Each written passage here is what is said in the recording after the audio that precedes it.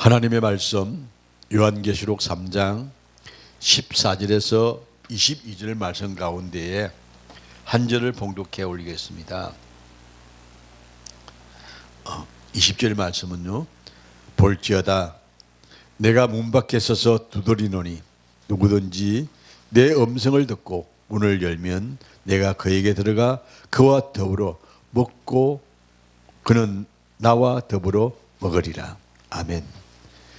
주님이 문을 두드리실 때라는 제목의 말씀으로 하나님의 말씀을 함께 은혜를 나누고자 합니다. 우리요, 차지도 덥지도 않는 미지근한 상태에 있으면요, 그 물질이 부패하기가 참 쉽습니다. 음식이 썩어질 때는요, 차지도 덥지도 않은 미지근한 상태입니다. 여러분, 암이 발생하는 원인을 아십니까? 암이 발생할 때는요, 우리 몸의 온도가 36도 5분이잖아요. 그래서 1도만 내려가면 암이 발생합니다. 암세포는 미지근한 상태를 좋아합니다. 36도 5분만 계속 유지하면요, 암세포가 발생하지 않습니다. 그래서 우리가 나이가 들면 찬물 먹지 않고 더물 먹으라고 하잖아요. 몸이 온도가 유지가 돼야 됩니다. 그래야 암세포가 발생하지 않습니다. 사람으로 치면 미지근한 사람, 결단성이 없는 머금의 상태를 미지근함이라고 표현합니다. 우리 신앙생활 차든지 덥든지 분명히 해야 되겠죠. 저는 이왕이면 더우라고 말씀드리고 싶습니다. 더워야 이게 열심히 뛰어다닐 거 아니겠습니까? 사람은 미지근한 사람은요, 사람은 참 좋은 것 같은데 실상은 지도자가 되면 그 조직을 썩게 만든다는 사실입니다. 강한 사람이 지도자의 모습을 가질 수가 있게 되어진다는 이야기와 같습니다만, 어쨌든 미지근한 상태는 되지 마라, 그겁니다. 신앙은 모험이에요. 체험을 했다 할지라도 천국을 확실하게 보여지는 것이 아니기 때문입니다. 그래서 현대신학에서는 천국은 없다 할지라도 신앙생활이 얼마나 윤리적이고 세상에 속하지 않고 진리에 따라 사는 것이냐, 자기 안위 속에서 바리새인적 경건파에 속하는 사람들이 숫자가 점점 많아지는 시대에 우리가 살고 있습니다. 자, 이 말은요, 오늘날 교회가 하나님 나라가 없는 상태에서 윤리적으로 자기 완성을 이루는 것이라고 생각하고 윤리적으로 도덕적으로 살아가는 사람들이 교회 속에 많이 있다는 겁니다. 신앙은요, 윤리나 도덕이 아닙니다. 하나님 나라를 소유해야 되는 겁니다. 주님이 우리의 만문을 두드릴 때에 우리의 만문이 열려져야 합니다. 그런데 그걸 열지를 못합니다. 오늘날 많은 사람들이 윤리와 도덕으로 무장해서 만문을 닫고 있다는 사실입니다. 적당히 범죄하면서 다른 사람들에 비해서 나는 괜찮아 하고 자기 위안을 삼는 사람이 많습니다. 저 요사이 목회를 하지 않고 밖에서 사람을 많이 만나는데, 만나보니까 참 내가 왜 만나지 하는 생각을 많이 해요. 왜 그러냐면요, 전에는 제 앞에서 술, 담배 하는 사람 별로 없었어요. 근데 요새는 술, 담배 하는 사람이 참 많아요. 자연스럽게 앉아서 먹어요. 그러면 또 이런 말 하면 안 믿죠. 목사님, 나 한잔 해도 괜찮죠? 그거 묵지 마라 소리도 못 하잖아요. 그래서 그것을 쓰면서 내가 이거 타락인 건가? 내가 이 사람은 어찌 된 거지? 이런 생각을 많이 하는데, 목회를 안 한다고 그러니까 이게 술, 담배에 대해서 자유로워지는 것 같아요. 그래서 내가 참 요새 장로님들이 더 술을 많이 마셔요. 그래서 내가 이런 사람들 내가 어떻게 이 사람들하고 이야기를 끌고 나갈까, 그런 생각을 많이 해봅니다만, 미지근한 신앙, 적당히 타협하는 신앙은요, 하나님이 기뻐하지 않습니다. 전 몸에 나쁜 거 무조건 거부하거든요. 그게 뭐냐면요, 내 몸이 성전이라는 생각을 전 조금도 버린 적이 없습니다. 내가 성전이기 때문에 가장 좋은 거, 가장 아름다운 거, 그걸 생각하고 보려고 노력을 참 많이 하는데 세상은 그렇지는 않은 것 같습니다.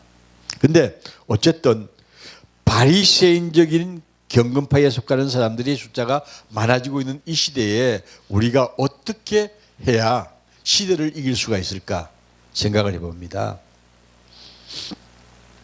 오늘 본문은 이러한 자기식 신앙에 대한 라오디게아 교회를 향한 마음의 문을 두드리시는 주님께서 해결을 촉구하고 계신다는 사실입니다. 우리가 사순절기 해야 할 게 뭘까요? 전 회개밖에 없다고 생각합니다. 사순절기는요, 철저한 자기 회개가 없이는 하나님 앞에 나아갈 수가 없다는 사실을 저는 분명히 말씀드리고 싶습니다. 저는 본 말씀을 보면서 과연 주님이 내 속에 계셔서 나와 더불어 먹고 마심이 있는, 나눔이 있는 걸까 하고 물을 때에 고개를 들 수 없는 위선이 제가 많이 가지고 있다는 사실을 깨닫습니다. 위선의 신앙, 거짓식, 자기식 신앙으로 살고 있는 나를 봅니다. 주님이 이 시간 회개의 문을 열어달라고 기도하는 마음으로 이 말씀을 함께 은혜를 나눕니다. 주님이 내 마음문을 두드리는 것은 회개를 원하고 계시기 때문입니다. 주님이 우리의 마음을 왜 두드릴까요? 야, 문 열어. 왜 열을까요? 회개해라는 겁니다. 그래야 주님이 들어오시죠. 그래서 여러분, 주님이 내게 다가오시는 말씀이 내게 부딪힐 때마다 감사하고 얼마나 고마워해야 되는지 알 수가 없습니다. 주님이 오늘 또 우리의 마음을 두드립니다. 그러면 우리는요, 내 죄를 하나님 앞에 고백하고 주님을 모실 수 있는 아름다운 믿음의 역사가 있어야 할 줄로 믿습니다. 라오디게아 교회같이 차지도 덥지도 않는 심령은요, 성령님께서 한숨을 쉬십니다. 여러분, 성령께서 탄식하는 소리를 듣고 싶습니까? 그러면 문 열지 마세요. 안 열면 돼요. 근데 성령이 우리 속에 기쁨으로 찾아올 수 있도록 마음을 열기 위해서요, 회개의 역사가 우리에게 주어져야 할 줄 압니다. 구약 성경의 회개라는 히브리어는 남카숨이라는 말로서 슬퍼한다, 돌아온다는 뜻을 가지고 있습니다. 회개란 자기 죄를 깨닫고 슬퍼하는 동시에 그 죄의 길에서 돌아오는 역사가 있으니 바로 회개의 역사입니다. 세상을 향하신 걸음이 돌아서서 하나님께로 돌아가는, 하나님을 떠난 인생이 아니라 하나님과 만남의 인생이 되어지는 것입니다. 이런 회개의 역사를 깨닫게 하시는 이가 성령님이십니다. 성령께서 오늘 또 우리의 돌아오는 역사, 우리를 돌아보는 역사, 이 믿음의 역사가 우리에게 충만할 때에 우리는 하나님께 영광을 돌립니다. 제가 지난주에 인수봉에 올라갔습니다. 엄청난 바위에 딱 서니까요, 오금이 절린다고 표현하나요? 다리가 떨리더라고요. 여기서 떨어지면 죽음 위에는 없는 것 같은 느낌이었습니다. 그래서 내려오는 길이 참 힘들게 내려왔습니다만, 그러면서 내가 어떤 생각을 했냐면요, 내 죄를 헤아려 보면서 하나님이 여기서 박살을 내야 해도 내가 할 말은 없습니다. 그렇지만 하나님 용서해 주십시오 하는 기도가 저절로 나오더라고요. 내가 무엇 때문에 너를 용서하리? 라고 하나님이 물으신다면 내가 할 대답이 없어요. 근데 거기서 제가 할 수 있는 대답이 딱 그거예요. 예수님의 십자가의 공로에 의지하여 제가 구합니다 하는 말밖에 없을 것 같아요. 그러면 하나님께서 뭐랄까요? 그래, 넌 입만 살아가지고 그 죄를 고백하냐? 너 저 회개하면서 뭘 할 거야? 하고 묻는다면 내가 참 없을 것 같아요. 다만 십자가의 공로. 너 십자가의 공로가 뭔 줄 아느냐? 우리에게 묻는다고 한다면 우리를 위해서 십자가의 고통을 짊어지시고, 그리고 우리의 죄를 위해서 피와 물을 다 흘리시고 죽으신 예수님의 공로가 내가 의지하여서 산자가 되었습니다 하는 교과서적인 대답을 할 수밖에 없었던 것 같습니다. 그러면서 저에게 하나님 십자가의 사랑이 위대함을 다시 한번 깨달으면서 용서하여 주옵소서, 그 십자가의 사랑을 체험하게 하여 주옵소서 하고 기도했습니다만, 전 우리나라의 형틀의 모양이 여러분 뭔지 아십니까? 우리 옛날에 곤장 칠 때 보면요, 십자가입니다. 사람을 거기에 눕히고 양팔을 묶고 그리고 곤장을 쳤거든요. 그때의 우리나라의 제 형틀이 십자가라는 사실을 제가 깨닫고요. 아, 우리도 이렇게 십자가에 달아서 매를 쳤구나 하는 걸 생각해 봤습니다. 여러분 곤장 칠 때 어떻게 합니까? 그 양팔을 묶고 다리 묶고 그리고 곤장 치잖아요. 그게 십자가예요. 그래서 제가 그 용인 민속촌에 가서 봤던 형틀이 바로 십자가더라고요. 아, 죄를 지는 길은 십자가밖에 없구나. 옛날에 우리나라 죄를 지면 잡아다가 관아에서 매를 치잖아요. 곤장을 치잖아요. 몇 50대, 30대 뭐 그 달라지는데 그 십자가더라고요. 그래서 그걸 보면서 아, 십자가는 죄를 씻는 곳이구나 하는 것을 제가 깨달아 보았습니다.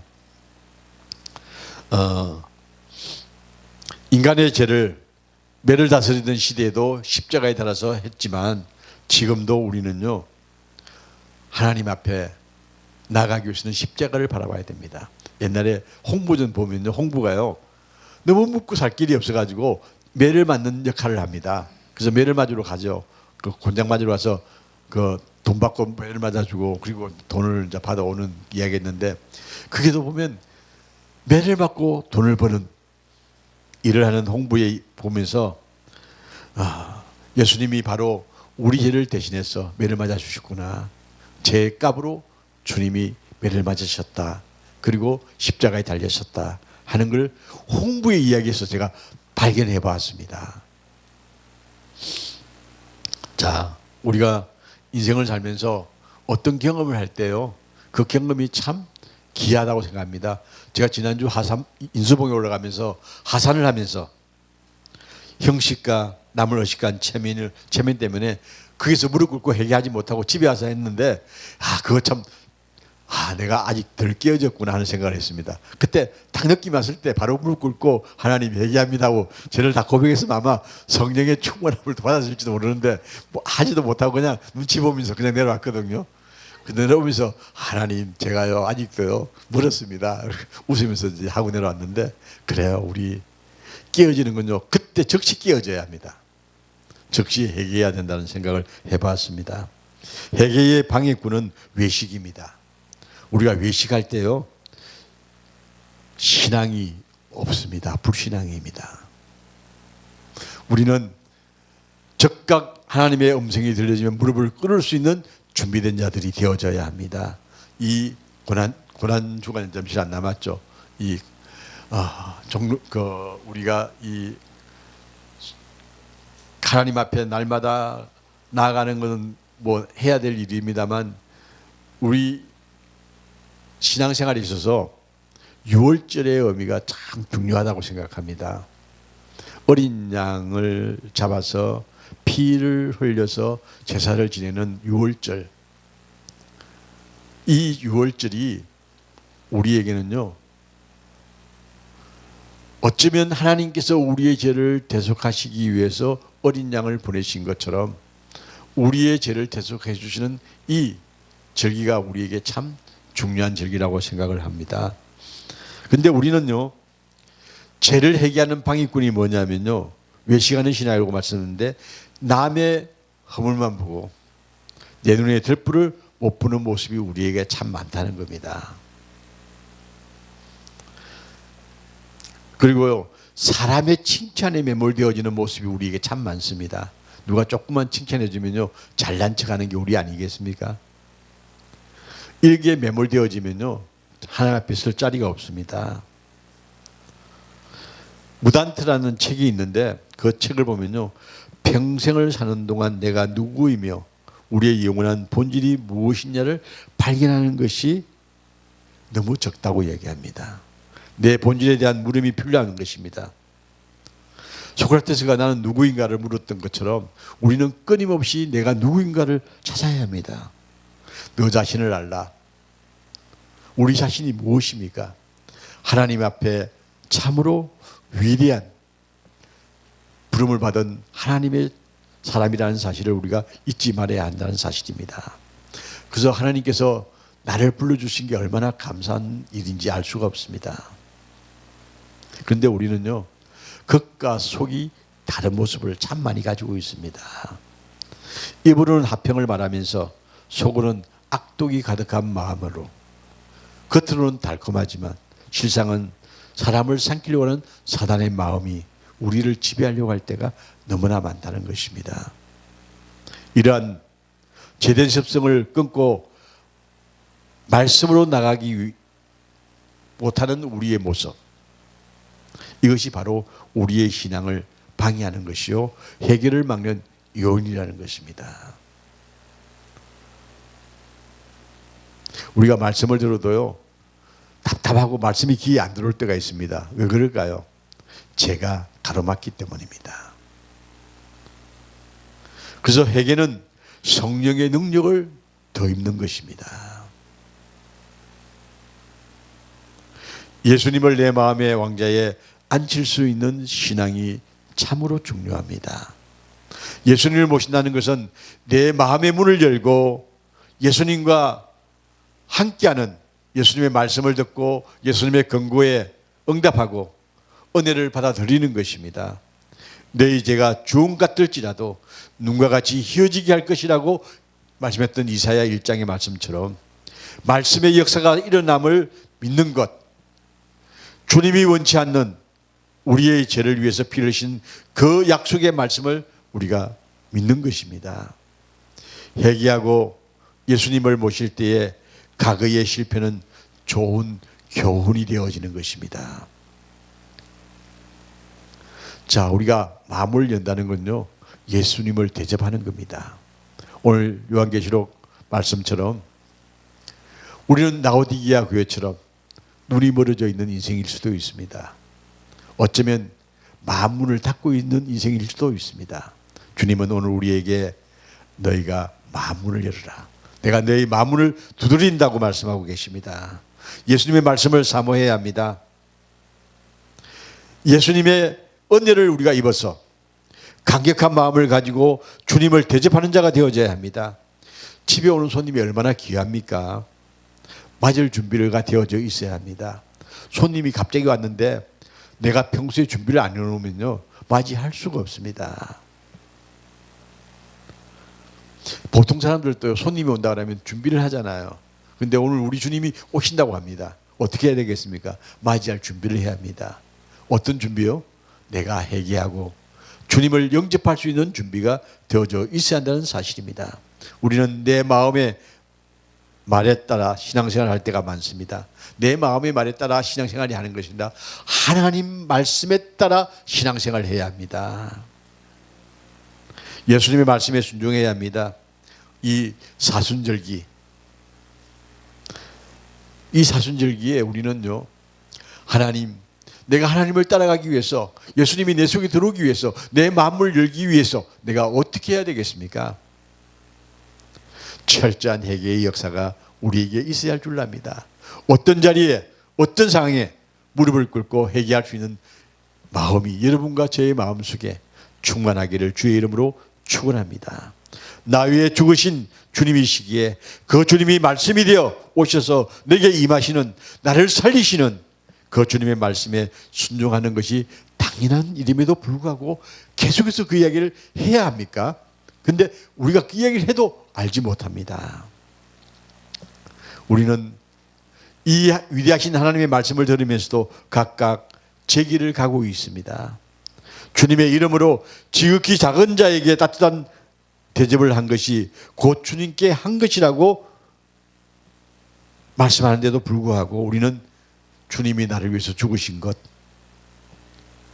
우리도 그와 같이 세상을 변화시키는 하나님의 사람이 되어져야 함에도 불구하고 그 말씀 따라 내 이웃을 내 몸같이 사랑하는 마음으로 세상을 변화시키게 함에도 불구하고 우리는 그러지 못하고 내 이익, 내 욕심 가득 채우는 삶을 살 때가 얼마나 많은지 알 수가 없습니다.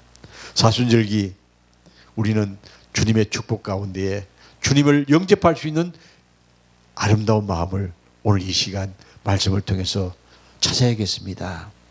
우리에게 나라를 주신 하나님께 감사해야 되고요. 몸과 마음을 아낌없이 족을 위해서 드릴 수 있는 선녀들이 지킨 이 나라 우리 위해서 기도해야 합니다. 그리고 이 나라 지도자들이 겸손할 수 있도록 기도해야 되고요. 국민을 섬기는 마음이 일어날 수 있도록 기도해야 되고요. 우리 해야 할 것 정말 많습니다. 죽음 없이는 부활이 없고요. 고난 없이는 영광이 없습니다. 주님의 가시관, 부활의 영광의 면류관이 되듯이 우리에게 이 사순절기 생명의 면류관을 향해서 뜨거운 마음으로 주님을 영접할 수 있는 여러분과 제가 되어지기를 주의 이름으로 축원합니다.